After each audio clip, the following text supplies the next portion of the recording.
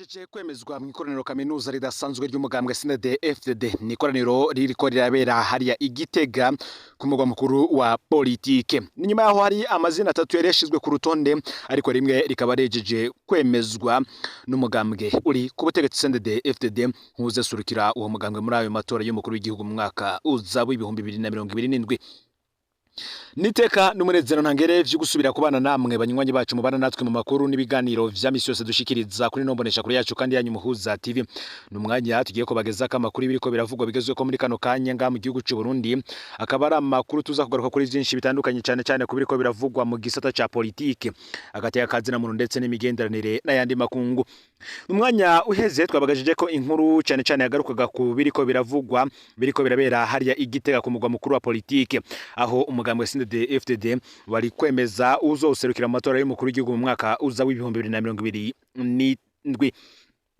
Umukuru w'igihugu rero Evariste Ndayishimiye niwe yasubiye gushigwa imbere n'umugambwe CNDD-FDD ngo azoserukira mu matora y'umukuru w'igihugu mu mwaka uza w'ibihumbi 2027. Ikaba ari ingingo ifatiwe mu ikoraniro ridasanzwe ryabereye Igitega kuri uyu munsi genekerezo ya 26 ndamukiza uyu mwaka w'ibihumbi 2026. Ni byinshi byariko biravugwa cyane mu minsi iheze bijanye n'amatora y'umugambwe CNDD-FDD. Haravuzwe byinshi muri CNDD-FDD mbere bamwe bati Reverend Ndikuriyo ntazongerwa ikiringo ariko abandi bati Reverend Ndikuriyo azongezwa ikiringo. Mu byo benshi bagarutse ko cyane mu ikoraniro kaminuza ry'umugambwe CNDD-FDD ryabereye Igitega harimo byinshi bitandukanye.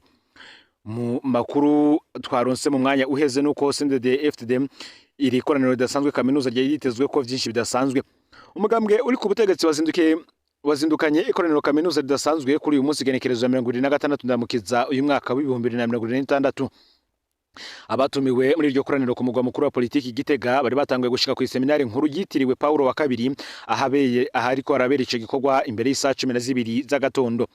Batumire harimo kandi urutonde rw'abamenyesha makuru rwasomewe ku bwinjiro bw'ico kibanza cakiri ikoraniro. Mu binyamakuru vyigenga abamenyesha makuru babiri radio televiziyo Isanganiro nibo bonyene bari ku rutonde nkuko vyagenze muri nzero uno mwaka igihe hatogwa inzego nkuru z'umugambwe. Muri iyo nama kandi vyari vyitezwe ko havamwe ingingo zerekeye ubuzima bw'igihugu n'iza politike mu Burundi biciye mu ntumbero z'umugambwe uri ku butegetsi. Mu bitegekanywa kwigwa ivyara bimenyekanye niyo harimo ingingo yo kubuza abakozi ba leta gutonana na telefone ngendanwa nkuko twari tubibashikirije inyuma y'inama ya komite nkuru y'uwo mugambwe. Ikoraniro kaminuza ridasanzwe kandi riba inyuma y'amasengesho y'isatu n'inama ya komite nkuru y'umugambwe bitangurira amakoraniro kaminuza dasanzwe y'umugambwe CNDD-FDD aho fatirwamo ingingo zikomeye nkuko vyaheruka kugenda igihe hatogwa inzego nkuru z'uwo mugambwe kugenekerezo ya 25/0 uyu mwaka w'ibihumbi 2026. Byari bigoye kumenya niba muri iryo koraniro hahava hemezwa ugiye guserukira CNDD-FDD mu itora ry'umukuru w'igihugu mu mwaka uza, kuko iki ni kimwe mu vyari vyitezwe n'abatari bake ko gishobora kuva muri iryo koraniro kaminuza, ariko bigasaba kurindira ibiza kuva muri urwo rubanza rwazindukanye abagumya banga. Kuri ico kibazo cy'uko ashobora kongera kuba umukandida wa CNDD-FDD umukuru w'igihugu Evariste Ndayishimiye mu kiganiro yariko guhayaga yagize ati mu mugambwe wacu nta wigira aragirwa, naho baza umunyamabanga mukuru nawe nyene ntavyazi. Ico bikoze nuko makuru duhejeje kuronka muri uyu mwanya tuhejeje kumenya yuko Evariste Ndayishimiye umukuru w'igihugu nyene ari wenyene ahejeje gushigwa imbere n'umugambwe CNDD-FDD ngo azoserukira mu matora y'umukuru w'igihugu aza mu mwaka w'ibihumbi 2027. Amatora y'umukuru w'igihugu benshi bavuga ko Evariste Ndayishimiye n'ubundi azobahanganyemo n'abandi bakandida batandukanye. Ni mugihe kandi hari ingingo z'ukungene zo kubuza abakozi ba leta gukoresha telefone ku kazi bisa no kwina ngakaheze. Nkuko vyari mu birori vy'amasengesho CNDD-FDD vyariko bibera Igitega ndetse no mu nama nkuru y'inararibonye igizwe n'abagabo batanu yasozereye ayo masengesho itangaza imwe mu vyapfunditswe muri vyo hari kimwe kiriko kivugisha benshi ku mbuga hwaniro, naco si ikindi ni ingingo itegeka abakozi ba leta ko kuva ubu kizira kikazizwa gukoresha telefone ku kazi. Ivyo zatangajwe ko inama nkuru y'inararibonye yabiciriye inisanga abakozi ba leta bamara umwanya munini kuri ngendanwa zabo gutyo ntibashikana amasaha 8 y'akazi nkuko amategeko abitegekanya. Kuva ubu umukozi wa leta azosiga ngendanwa yiwe muhira kugeza ageze ku kazi azokoresha telefone yo ku kazi gusa, yiwe asubire kuyikoresha atahutse kumuhana. Ibi ubwo byo bidashimishije agasabwa guca atanga imihoho. Ngo birumvikana cyane ko inama nkuru y'inararibonye yabonye ko mwimbo mu bisata vya leta udashemeye. Biratahuritse ko kandi abategetsi batwara igihugu bategerezwa gufata ingingo zibereye kugira umwimbo mu bisata vya leta uduge, kuko niho n'igihugu kigira ijambo ku mubumbe mw'isi. ivyo bihugu rutura nka Amerika, Ubushinwa, Ubwongereza, Ubufaransa, Ubuyapani, Canada, Denmark vyatejwe imbere no kuguma baha akanovera ibikorwa vya leta hamwe n'ibindi vyinshi bivyunganira. Benshi baremera ko ingorane barya abagabo batanu benaribonye babonye mu bikorwa vya leta ari ukuri, nivyo umwimburi hasi cyane.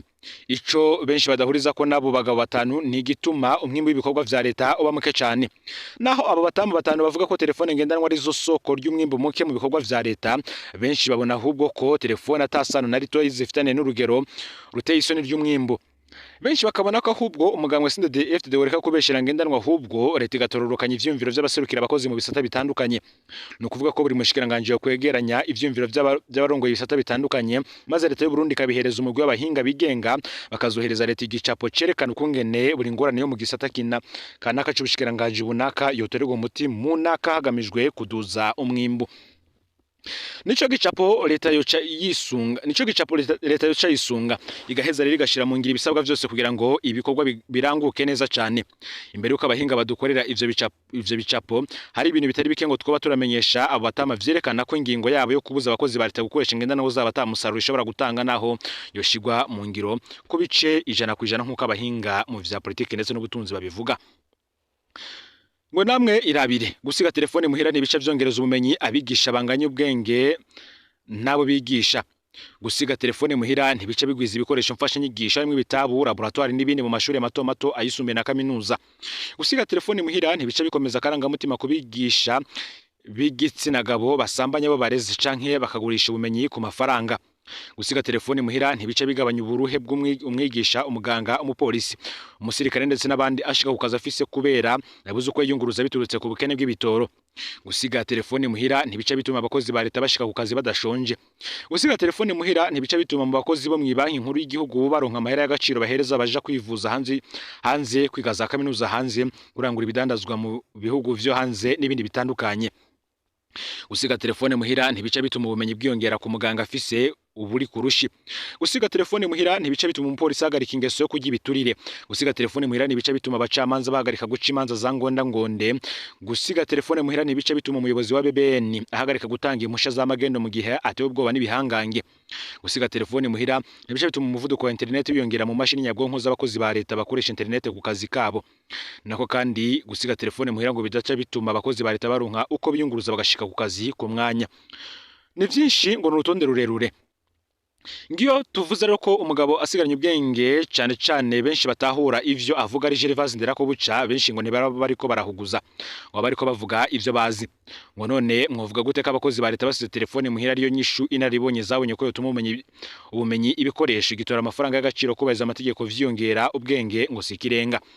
Ni mugihe kandi benshi nubwo bagaruka kuri ibi ikico gusiga telefone muhira kitariko kiravugwa ko rumwe nabo mu nzego zitandukanye cyane za leta ndetse n'abikorera utwabo, ariko benshi bagahuriza ku kintu kimwe bakavuga ko ibi vyatangajwe vyavuye mu nama nkuru y'inaribonye bishobora gutuma ahubwo igihugu kija mu manga, kuko bizotuma umukozi wa leta akora akazi umutima utari munda kubera kutamenya amakuru y'ivyo yasize muhira. Bamwe batese nk'umuvyeyi yasize abana muhira azomenya amakuru yabo gute, abandi bati ko nubundi hari vyinshi bikorerwa mu kazi ariko nubundi hakaba ari vyinshi babiraba umuryango, ese vyo bizogenda gute? Ni mugihe umukuru wa BBN adakingiye ngo buca atogwe mu ikiziga mu bigazi byo mu Rubirizi, nawe amasanganya mu bigazi byo mu Rubirizi ngagiye kugwira. Umuyobozi w'ikigo kijejwe kugenzura ubuziranenge BBN yashize ahabona ukuri gushobora kumutwara gatwe. Ubwiwe yabwiye abamenyesha makuru ko ari imusha amaze gutanga ku nganda zidakwije ibisabwa kubera ateye ubwoba. Samuel Ndayiragije arongoye BBN atabaza ko bihangange biza nk'ivyataye amafire bigashika gitabagurika nk'imvura iciza ngo mpereza certificate nigiye. Muri BBN rero baca babihereza kugira bikiza gatwe.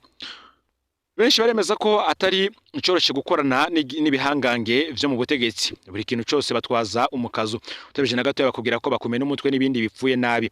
No kuvuga ko mu butegetsi abanywanyi bo mu mugambwe bitwara nk'inyeshamba ngo ziri mu ntambara yeruye. Uyu mushinga nawe Samuel Ndayiragije ntakingirwa nadakingirwa gashobora nawe kugirirwa nabi mu buryo bubiri bukuru bushoboka. Samuel Ndayiragije ashobora gutega ubwoba agategekwa gusubira guhamagara abamenyesha makuru agatangaza ko abamenyesha makuru bamutahuye nabi, atavuze ko ibihangange bimutera ubwoba. ngaha rero azotangaza ko atagihanganye na kimwe bafitaniye ingorane, ahubwo abamenyesha makuru batazi gukora neza umwuga wabo. Nivyagenda uku azoba abaye umutegetsi wa kabiri ategetswe kwivuguruza nk'uko beherutse gushikira umuhuza w'abarundi Aimé Laurentine Kanyana. Aimé Laurentine Kanyana ubwiwe yatangarije inama nshinga amateka ku igenekerezo ya 28/0 uyu mwaka w'ibihumbi 2026 ko hari amadosiye bariko arakora ko ibihangange bikamutera ubwoba. Bukeye yahamagara abamenyesha makuru ababwira ko bamubeshiye atagihangange bafitaniye ikibazo. Umuhuza yabwiye abamenyesha makuru ko bakora umwuga ukutariko. Yamara ayo majambo umuhuza ubwiwe yavugiye mu nama nshinga amateka mbere Giras Daniel Ndabiraba aramuremesha mubwira ko yobandanya ibikorwa vyiza naho bitoroshe, yongera kandi amuragiza Imana. Ubwo abarinze bubahuka umutegetsi aza muri ba mbere mu gihugu bazosonera umuyobozi wa BBN. Samuel ngashobora kandi kutaronka ayo mahirwe yo kwivuguruza, ahubwo agahabwa amahirwe yo gutorwa ikiziga mu bigazi byo mu Rubirizi. Benshi barabizi ko burya aho mu butegetsi ngo yamaze no kwitwa umwansi w'igihugu, umupushiste ndetse n'igihemu. Umukuru w'igihugu Ndayishimiye ngo arabafata ingingo zo gukingira uyu mushinga ntahe. Yamara Ndayishimiye mbona ngasiga dutera amakenga, ngasiga yitwara nk'umukuru w'igihugu wa bamwe.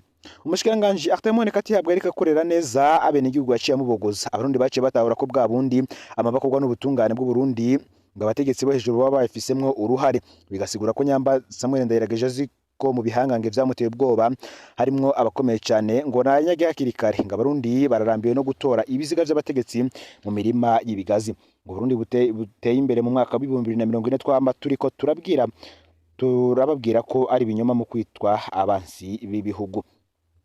Sivyo gusa biriko biravugwa, reka tubananize ku bindi biriko biravugwa cyane cyane bigezweko mu gihe politike ndetse n'agateka kazina muntu. Ku munsi w'ejo hari ivyajwe ari nkuru yashizwe abana na Pacifique Ninahazwe, igituma amwe mu ndongozi gisoda bafata ingingo yihuta cyane. Hari amakuru yava mu Cankuzo avuga ko De Corpe wa Camp Mutukura yarajeje kwinjira agashinyuma y'akamo katiwe General Premier Niyongabo n'umushikiranganje Marie Chantal Nijimbere. Ni inkuru yareshejwe habona na Pacifique Ninahazwe mu gatondo avuga kana k'imyaka 11 gari gaherutse gufatwa ku nguvu n'umusirikare wa Camp Mutukura yitwa Abdul Nkuringoma. Ako kana kitwa Bukuru Emeline. Ba Pacifique Ninahazwe yavuze ingene umusirikare yatorokeshejwe na De Corpe w'ikambi ya Kizimana Claude. Nako kandi yavuze ingene umuvyeyi w'umwana yagumye ategekwa kwakira amafaranga ngo ahebe gukurikirana ikibazo c'umwana wiwe. Yavuze ingene umuvyeyi habayemwo n'ivyo kumupfunga hama gatabagwa. Yavuze kandi ingene procureur wa Cankuzo afatanije na komanda wa Camp Mutukura bariko baritoza utunyoni kuri dossier yategerezwa kuba mu rubanza rw'ikibiriraho. Benshi bari barangije kandi batera kamo umukuru w'igisirikare General Premier Niyongabo n'umushikiranganje ajejwe abasuda Marie Chantal Nijimbere ko bokora ibishoboka uyu musuda gahanwa. Cyakurikiye nuko De Corpe ya Kizimana Claude yahavuye afatwa na procureur wa Cankuzo ca ajanwa kwa OPG, niko kwinjizwa gashoka komisariya ya Cankuzo. Uyu asaba kwerekana yashize Abdul Nkuringoma yabwiwe ko azorekugwa ari uko Abdul abonetse. Muti rero ivyo nkuru bimeze gute? Reka tugaruke ku nkuru Pacifique Ninahazwe yari yatangaje uti ninde azotabara kana kitwa Bukuru Emeline. Uti yari riherutse kugwa muri komine Cankuzo intara ya Buhumuza. Umwana w'umwigeme imyaka 11 aherutse gufatwa ku nguvu n'umusirikare wo muri Camp Mutukura yitwa Abdul Nkuringoma. Igisoda cyariko kirakora ibishoboka byose ngo gikingire ubakoze iryo bara. Umwana umuryango w'umwana nawo urarushe. Uyu Bukuru Emeline yavutse mu mwaka wa 2015 mu mutumba wa Nyakerera zone Minyari komine Cankuzo mu ntara ya Buhumuza. Yiga mu mwaka wa 2 kuri Ekofo Nyakerera. Emeline yagize ivyaga kiri muto. Mu gihe yari afise imyaka 5 umuvyeyi wiwe Renata yaragandaguwe. Yarafashwe ku nguvu abamukoreye ikibe baca baramuniga batamuruzi. Emeline acaregwa na se be na mukasi, none vyago vyahitana umuvyeyi wiwe nawe bimuje ko hafi ku myaka 11. Umuryango wa Bukuru Emeline wa hafi kambi bita Mutukura. Abasirikare barakunze kuza gutembera ku mihana yegereye kambi. Hari umusoda yitwa Abdul Nkuringoma yakunda kuza gutiza umupanga akavuga ko hari imiti yabagiye kurondera mu ishamba. Kwigenekerezo ra 16 ndamukiza uyu mwaka Abdul Nkuringoma yaraje muri uwo muryango asanga abavyeyi siho bari. Ariko aratora Emeline Bukuru aca musaba kumuha wa mupanga no kumuherekeza muri rya shamba. Aha ntibara ryagwiriye. Umusoda yahaye kakana amafaranga 500 yo kukaryoshya. Gatashe niho mukasi yabona ayo mahera abaziyoka yakuye. Amaze kumukankamira Emeline acaravuga vyose uko vyagenze. Ibipimo vyo kwa muganga navyo nyene vyarerekanye ko umwana yononywe kandi yanakomeretse, ubu ariko aravugwa. Muri iyi nkuru Pacifique Ninahazwe yaravuze ko bamwe umuvyeyi wa Emeline Bukuru yitwariye abarongoye Abdul Nkuringoma muri kampu Mutukura. Abdul ntiyakanye ivyaregwa. Decorupe w'ikambi ya Kizimana Claude yahavuye yatangura kwinginga umuvyeyi w'umwana ko yo kwemera kwakira amafaranga bakihoza ivyabaye. Umuvyeyi yasavye ko bobanza kuja kwa muganga gupimisha umwana, ariko umunsi wo kuja kwa muganga ugeze wa musirikare nasubiriye kuboneka. Decorupe ya Kizimana Claude yagirizwa ko ari we yatorokesha Abdul Nkuringoma canke ko yobazaho amunyegeje. Kwigenekerezo 18 ndamukiza uyu mwaka wa 2026 umuvyeyi w'umwana yarapfungiwe muri kampu Mutukura azira ko abandanya kubaza ikibazo c'umwana wiwe, akongera kandi akaba yaranse kwakira amafaranga ngo ahebe gukurikirana ikibazo c'umwana wiwe. Umuvyeyi yafashwe n'uwo yitwa Colonel Niyongabo, yafashwe n'uwo bayitwa Colonel Niyongabo. Imana yose umuvyeyi yari afise telefone batamenye aca ritabariza mu nyuma haboneka abatabaza mu biro bikuru vy'igisirikare. Wa Colonel Niyongabo yahavuye arekura uwo muvyeyi kubera telefone yaronse ivuye mu biro bikuru vy'igisirikare. Umuryango wa Emeline Bukuru warituye procureur wa Cankuzo na baratuma ko umukuru wa kampu Mutukura. Kwa mbere uheze igenekerezo ya 20 ndamukiza umukuru w'ikambi yari yemeye ko buca azana Decorupe abari we apfungo kugeza Abdul Nkuringoma abonetse. Kuva ubwo nta cyakurikiye, abajyango bagiye kuri parike nta nyishu bahawe. Uwo mengo procureur akeneye ko abajyango baruha bakabiheba. Ico gihe rero Pacifique ninazwe muri inkuru yiwe yaratabaje umukuru w'ibiro bikuru vy'igisirikare General Prime Niyongabo ndetse n'umushikiranganje wo kwivuna abansi Marie Chantal Nijimbere. Ingingo rero yahavuye ifatwa. Decorupe ya Kizimana Claude yahavuye afatwa na procureur wa Cankuzo acajanwa kwa OPG niko kwinjizwa agashoka ka komisariya ya Cankuzo. Uyu nawe akaba asabwa kwerekana yashize Abdul Nkuringoma yabwiwe ko azorekugwa aruka Abdul abonetse. Ngarira amakuru yaragezwe ko muri kano kanya ufite subscribe canke sabone ne butarafyina ko kugira ngo tuzocikana nadushikiriza usangiza no makuru bagenza aho barosubira ngo nabo baje baramu bambere bashikirwa nayo biriko biravugwa bigezwe ko ngaha mu gihugu cy'u Burundi hanze y'imbibe z'igihugu cy'u Burundi ndetse no makungu ya kure. Ni Mpuza TV Imana ibahezagire.